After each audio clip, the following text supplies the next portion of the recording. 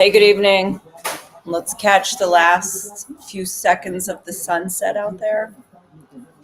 Welcome. It's been a couple days, and it's been a couple days of nonstop news. I mean, it's like whatever I would have said 3 nights ago is actually almost the same thing I would say now, except with more details and more insanity and everything.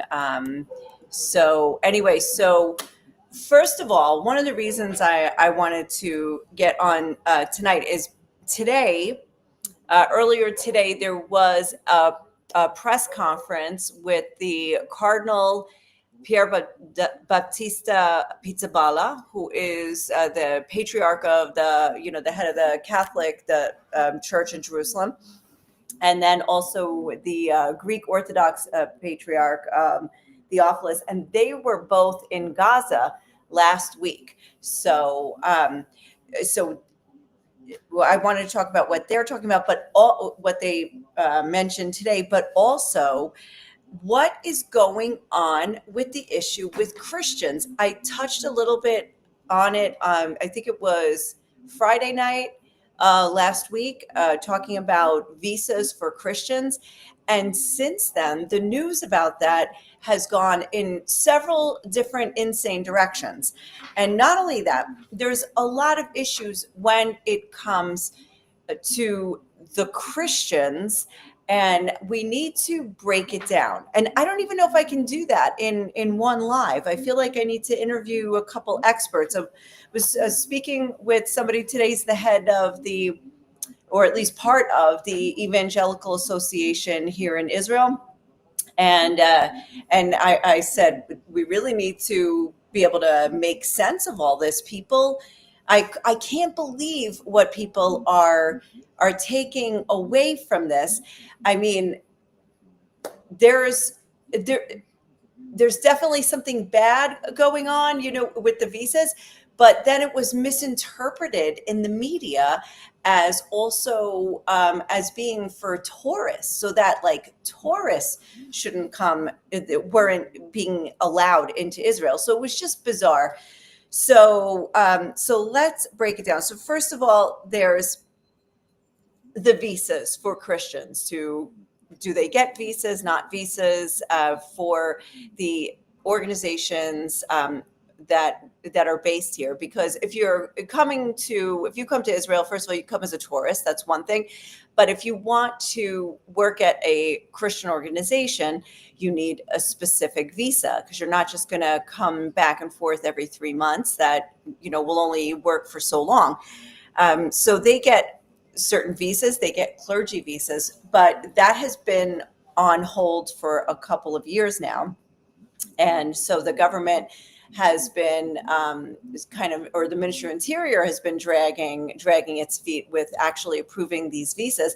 But then Ambassador Mike Huckabee said something in the media and leaked this letter that was about to the Ministry of Interior, saying, if you don't solve this problem right away, we're going to have to reciprocate with Israeli visas to America.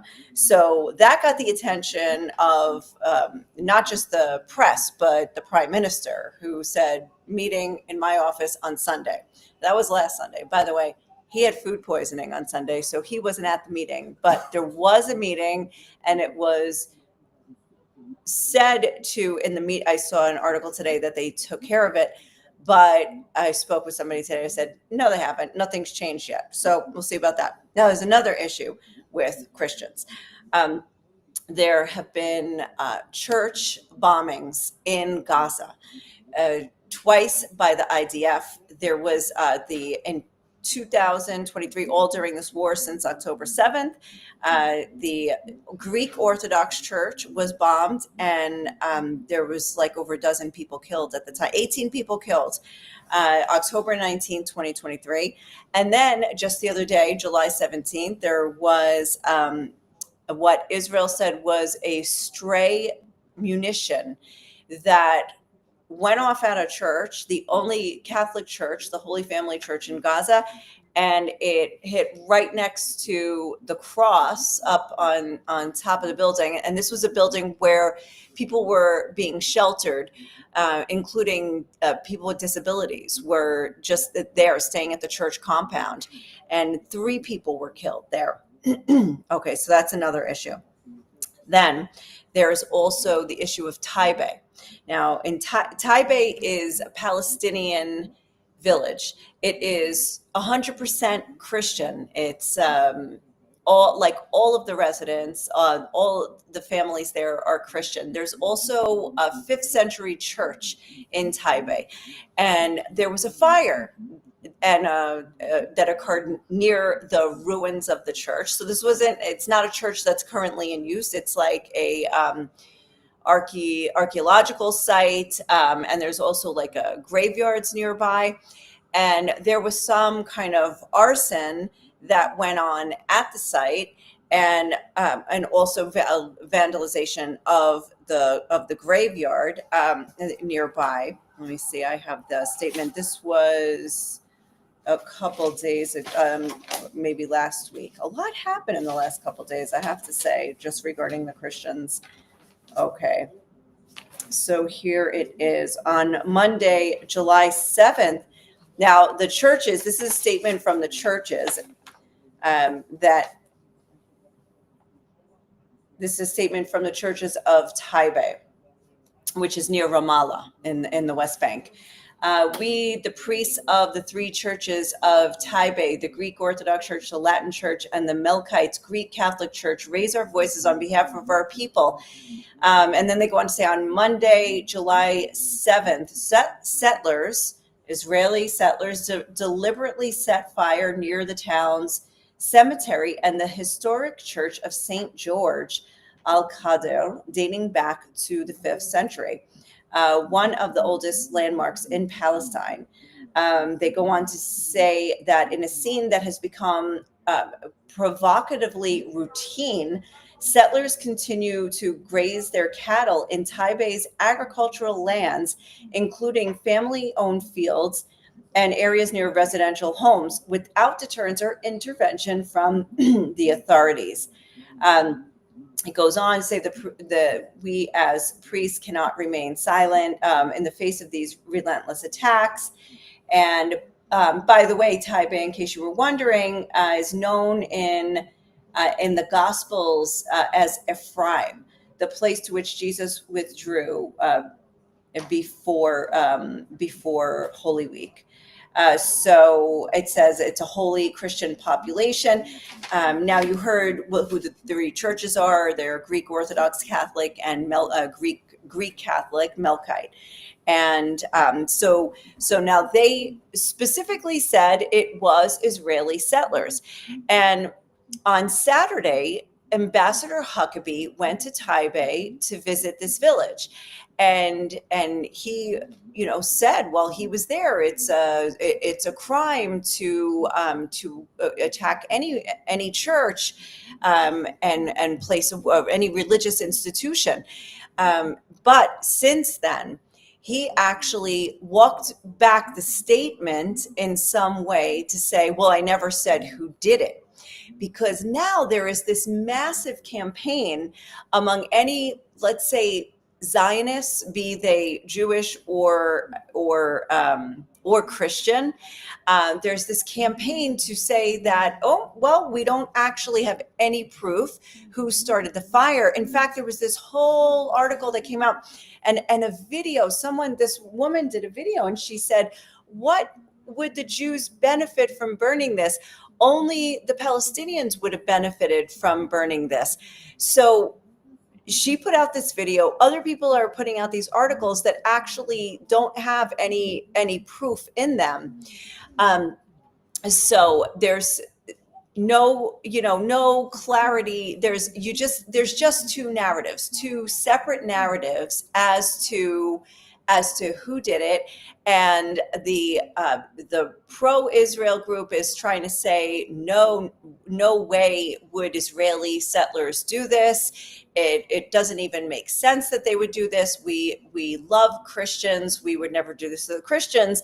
But then the Palestinians are saying they do this. The settlers do this all the time. They're harassing us. They're harassing our farmers. They're taking over our farmland. And by the way, an American Palestinian was just killed in the West Bank. He went there to visit family, but got involved in one of the protests. And at this protest, he was killed. They say beaten to death. I need to find this article.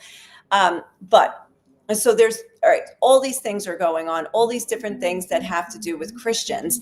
And I'm amazed at how it's just going one narrative or the other, one group just taking it to say, do you see how badly Israel treats Christians? And the other saying, oh, Israelis would never do that to Christians because they appreciate Christians and they know that Christians are their friends. Meanwhile, there have been attacks on Christians going on in Jerusalem that increased since 2023. Hold on. Tony, can you get this, please? Attacks that have increased since 2023, in especially in the Old City. So anyway, so all of that's going on. Sorry, of course, we get kid calls in the midst of this. What is it? The pickup call? She wants to talk to you. Oh, okay. Well, anyway, I just want to pause myself to say hi to Laura. Hello to Crystal. Thank you so much. And hi, Bethany, who's watching on YouTube. That's awesome. Let me just get this. All right. Now we're going to go to the issue of the visas. I want to talk about this. This is on X. Can you guys see faith? But with the current erratic spasms of the Netanyahu government, the love may be unrequited. Is Israel an unwelcoming place for Christians? Okay. A new look into correspondence between U.S. Ambassador Mike Huckabee and the Israeli government raises questions about whether Christians are being mistreated by Israel. Huckabee alleges that's what's happening. The ambassador sent a letter to the Israeli Interior Minister accusing Israel of blocking Christian groups from entering the country. As a private citizen, Governor Huckabee personally led Zionist Christians on such tours. Now, Ambassador Huckabee initially met with the government of Israel to plea for the Christians who wanted to come and enjoy the Holy Land. But those pleas were ignored. Now Huckabee is threatening reciprocal punishment against Israel and their visa seekers wanting to come. All right. I hope you guys heard that. But what I need to do is stop this guy from talking. Okay. All right. Did you guys hear that?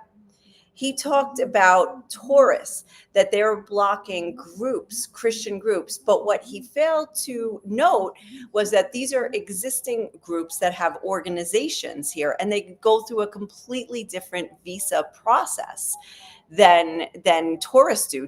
Most tourists from America go through zero visa process, although they have lately installed a new thing that you have to actually get an e-visa before you come in, which isn't necessarily the most convenient thing in the world. Other countries do that. I think Armenia does that, and there might be some other European countries that do that. But anyway, so he went through this whole thing to say that they're blocking tour groups, and then he even equated it with that if you are blocking, if Israel is going to block Christian tourists, that Huckabee is now saying that we will boycott Israeli tourists from coming to America.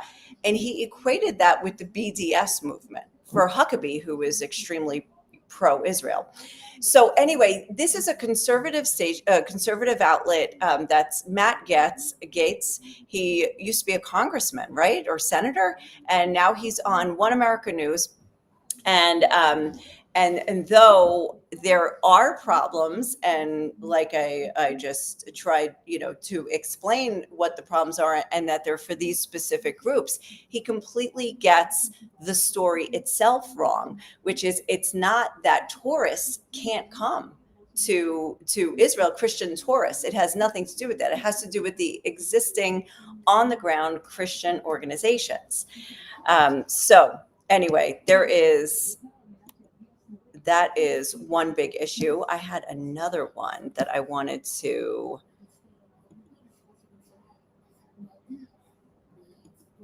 This is a great article, really long, and this is in the Times of Israel. I'm going to share this one as well, and we can just check out a little bit of it right now.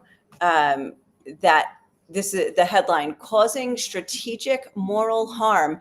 Netanyahu lets others dictate Israel's ties with Christians. Last week underscored how little control the PM, a long time. Wait, did I share it? Yeah, I did. Okay. How little control the PM, a longtime friend of evangelicals, exerts over key relationships as extremists undermine support and the army focuses on a tactical fight.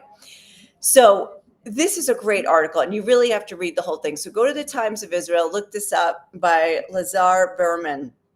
And he talks about the atrocious week that Israel had with regard to its relations with the Christian world. So he talks, first of all, about the seething letter that really started the whole thing when Huckabee threatens the Ministry of Interior last week to announce that Israel no longer welcomes Christian groups. Mind you, he's talking about the organizations. And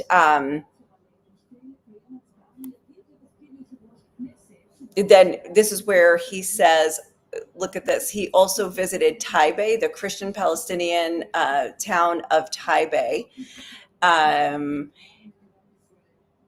And he actually was upset there. He said, desecrating a church, mosque, or synagogue is a crime against humanity.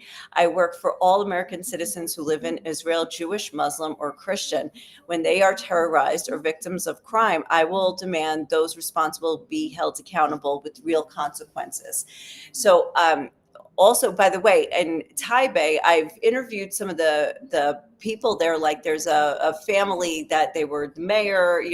I don't know if he's still the mayor, and they also own a winery there, and they make beer. They have a lot of things, olive oil, all this stuff, and they're American. They're dual citizens. They're American Palestinian. So also in the article, I talk about the church that was hit. The fact that was visited by the highest Christian officials in the land, Cardinal Pizzaballa and the Patriarch Theophilus. So anyway, this is just another thing that he points out, which is really interesting. It's not just the Christian evangelicals, the Zionists, mostly. They actually say like there's more Zionists that are Christian than are Jewish, just by virtue of population. But it's not just them, which could be Israel's allies, but also other countries that have diplomatic relations with Israel that are Christian, like Greece, Cyprus, Moldova, are the ones that he names here. U.S. predominantly Christian, but here we're talking about the Greek Orthodox Church, or the even the Russian Orthodox Church, to maintain relations with Christian countries. So there's another aspect here. So anyway, this is a fascinating article, which really does point out all the nuances of the different Christian organizations that are based here and the Christian people who are based here. And of course, he does also note that there are local Christians who have also been under attack. He talks a lot about the Christian organizations that have volunteer that are like they do humanitarian work here, things like that, and they operate on clergy visas and volunteer visas. And then he also mentions this one crazy protest which turned violent in May 2023 when religious Jews, led by Jerusalem Deputy Mayor Aryeh King, they protested where at this event that was taking place where Christians had been fasting and praying, and they gathered at the Western Wall on the last day of this event, and they just went wild there. There were people that were pushed and hurt, and here is the ICEJ President Jürgen Buehler, who described the events as unprecedented. He said, "It was one of the few times in Israel where I feared an assault. I'd never experienced such hostility before." So anyway, this goes on, and really worth checking out this article and trying to understand what happened. Oh, let me see some comments here. Laura says Governor Huckabee needs to step back. Seems he may have overstepped his bounds. Actually, Laura, I don't know which aspect you're saying that, but I asked one of the Christians who is trying to get visas here for his people, and he said this was amazing for us that to finally have the backing that we need, that we've been looking for, and because what the Ministry of Interior has been putting them through just in terms of investigations and really trying to just basically drag their feet in issuing these visas. He said that this was the push that they have been waiting for, that they needed.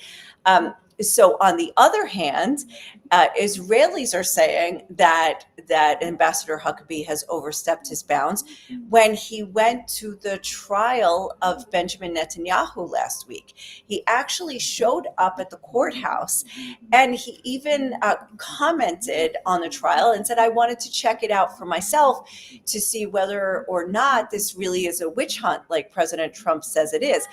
And a lot of Israelis who don't support Netanyahu, there's many of them who don't, were extremely upset with what they called interference, and they said we don't want foreign powers to be present. This is an internal matter. This is for our judiciary to determine, and they didn't think it was very ambassador-like of him to show up at Netanyahu's trial. So it's interesting where you would think he overstepped his bounds and where he was, some people where like other people think he overstepped his bounds. So it's been, like I said, it's been just a couple of crazy weeks. So anyway, if anybody has any questions about the Christian thing, I'm going to move on. The visas, the attacks, the this, the that, anything. Let me know. I'm gonna just bring up some other things. For instance, Syria, kind of over, but not fully. You know what happened last week. If you don't, you got to go back and watch a few videos that I had here. But it was absolutely. Just war erupted in southern Syria between the forces of the government, the current government, and the Bedouins against the Druze people. And it was something that even Israel got involved for a little while. And over a couple of days was actually like bombing military convoys that were heading to the Druze village and trying to protect the Druze. But I think they got a, what do you call it? They got an order probably from America, like to back off, and Israel like just stopped its bombings, I think after Thursday or Friday, and that was it. And then there was an alleged ceasefire, and then there was another alleged ceasefire, and then there was yet another one. And up until now, I'm still seeing reports of Druze getting killed in the streets of Sueda. So I don't know exactly how of like, are these incidents happening today, 2 days after the ceasefire? I can't confirm. I don't know where these videos are coming up. I know they're being posted today on various channels. But if you don't know, I'll just briefly say the Druze are a religious, ethnic and religious minority. They're Arabic speaking. They're based in Lebanon, Syria, Israel, and Jordan. And they have they like some kind of tie, but ancient tie to Islam. But now it's its own religion, and it's a secretive religion we don't know much about. Somebody I interviewed a while ago said that they are connected to Moses' father-in-law, Jethro, and that they believe that they trace back to him. So anyway, so they are, the reason they're in these different countries is, I guess, if you look at where, like, southern Lebanon, southern Syria, northern Israel, like if you draw a circle, they're kind of like in the same geographic area, just that borders have been drawn through them, through the different countries, separating them. And so when this happened, when the violence erupted, and it was crazy, and it was very, reminiscent. I mean, it was very bloody. It was very jihadist. It was very like religion versus religion, or religious sect versus religious sect. And the Druze in Israel stormed the border, and 1,000 of them got through. Now, I don't know if everybody is back, but even today I was watching an interview with one of them, said we have to go defend our brothers. And I think Israelis were thrilled that Israel was at first militarily in trying to stop the advance of the government troops, but then Israel pulled back, and then the village was overrun. I don't know to what extent. I don't know casualty numbers. I know a couple days ago it was over 300, but I have no idea if that still stands. And honestly, I have no way to confirm because I don't have sources in Syria. I am scheduling an interview with with Reverend Al Shafia, who campaigns for minority rights, persecuted minorities around the world, and he has been very up to date on Syria, the history of Syria, the religious breakdowns, the ethnicities, and the reasons for the violence. So I hope to be able to interview him this week, and we'll post that, and he will have a lot more reliable information than I could give you. So, but that, as far as I know, has quieted down, but is not completely under control.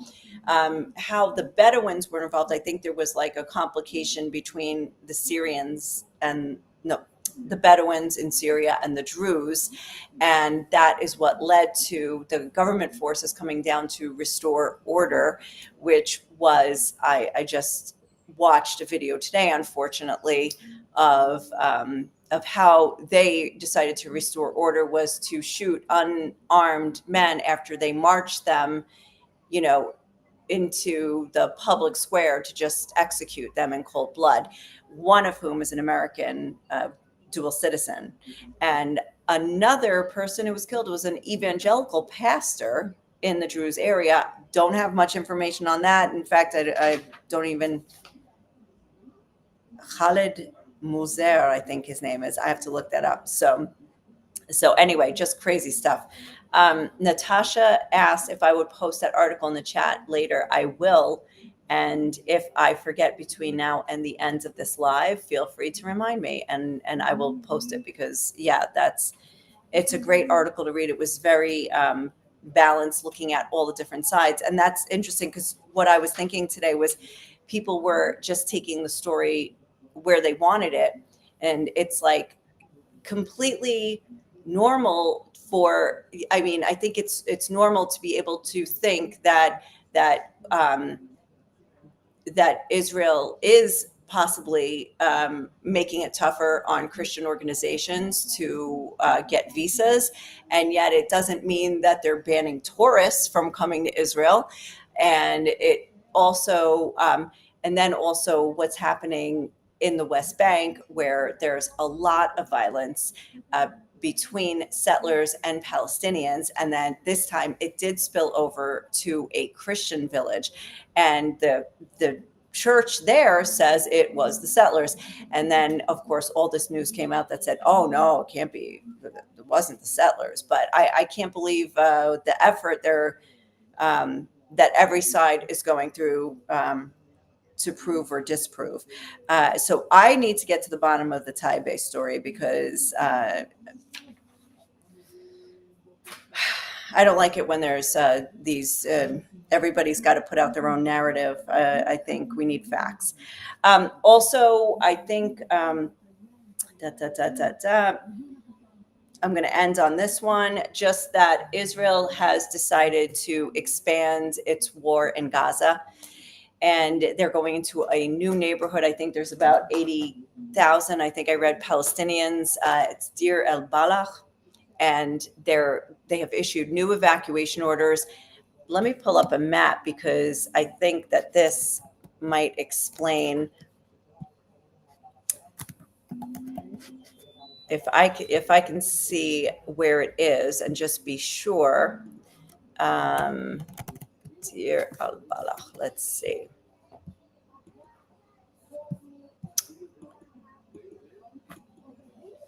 Oh, it's a little bit further north than I thought. Well, I'm just going to share it with you for now anyway, so you could see. Here's Gaza with with this dotted line here, and Deir al-Balach looks right in the middle. I know that Israel, if you see like down south, like Israel has a lot of corridors and military axes going on here where they've cut off, like for instance, like the whole Rafah area is under Israeli control, and then there's another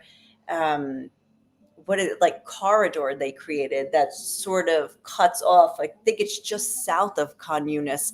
But anyway, going up here means the evacuation of more people.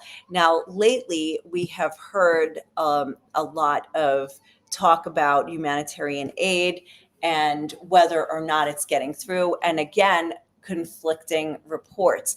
Like, for instance, there is right now, there are a lot of reports coming out that Gazans are starving. And even today, there was a report that several died of complications due to starvation. And then when that happens, you see like the pro-Israel influencer crowd scrambling to put out videos showing Gazans who are either overweight or who are faking videos of them begging for food or starving and what have you. And so this goes on like simultaneously. Like first, Hamas will put out a statement saying that this many people starved to death, and then the other crowd will put out, well, what about this? What about this? And I don't find that either is reliable. Because it could be very, very well be that people are starving and that they're not getting humanitarian aid. And it could very well be that some people are faking it to make more money. And the both could be true simultaneously. And I do think that there's probably a lot of that going on. We just heard an interview with an aid worker who quit the Gaza Humanitarian Fund, which is a new avenue of aid that has been set up. It's an organization, American organization. It's run by an American evangelical, Reverend Johnny Moore, and they have created a process of humanitarian aid distribution that has been very controversial, and because it sets up in certain spots considered a safe zone. and then the Gazans would have to come there to get the aid. But the reason that it has become controversial is it's sometimes a couple of miles away. They have to get there by foot, and until they get there, they have to cross active military zones in order to get there. And of course, there have been dozens a day, perhaps, but hundreds of deaths associated with the food distribution. On the one hand, the GHF organization says it's not us, and the IDF says, well, it's not us all the time, it's sometimes us. And then others say, well, it's Hamas.